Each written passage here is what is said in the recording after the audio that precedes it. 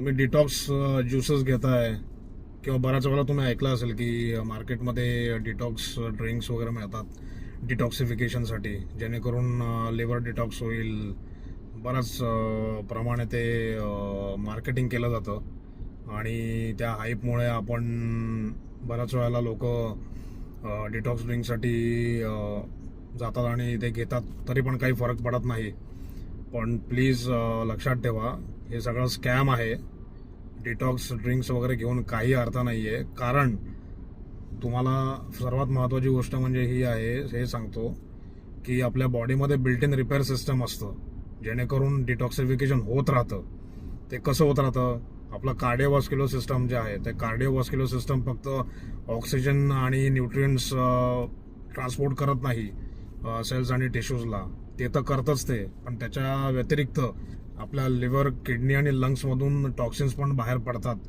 त्या गोष्टींमध्ये पण मदत करतं आपलं कार्डिओव्हास्क्युलर सिस्टम. त्याच्यानंतर रेस्पिरेटरी सिस्टम आहे.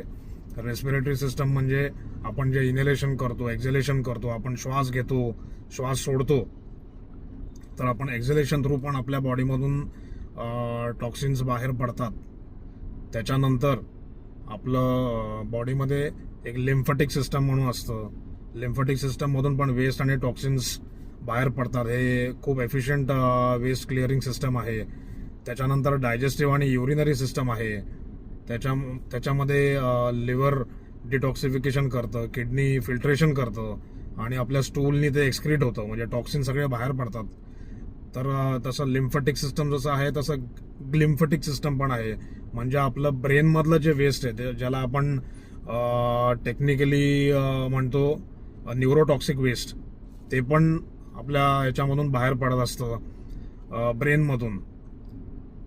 तर ते केव्हा बाहेर पडतं? पण तुम्हाला जेव्हा तुमची झोप व्यवस्थित होत असेल, तुमची स्लीप सायकल व्यवस्थित आहे, तुमचं सर्केडियन रिदम ज्याला आपण म्हणतो ते व्यवस्थित आहे, तर आपलं न्यूरोटॉक्सिक वेस्ट पण तिथून ग्लिम्फॅटिक सिस्टम थ्रू बाहेर पडतं.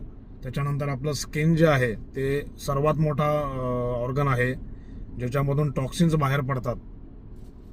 तर ह्या सगळ्या गोष्टी आपल्या बॉडीमध्ये असं मेकॅनिझम आहे की जेणेकरून डिटॉक्सिफिकेशन व्यवस्थित होईल. पण ह्या सगळ्या गोष्टी करण्यासाठी तुम्हाला काय काय केलं पाहिजे जेणेकरून एकदम एफिशियंट होऊन जाईल? तर त्याच्यासाठी तुम्हाला एक तर हायड्रेशन व्यवस्थित ठेवायला लागेल.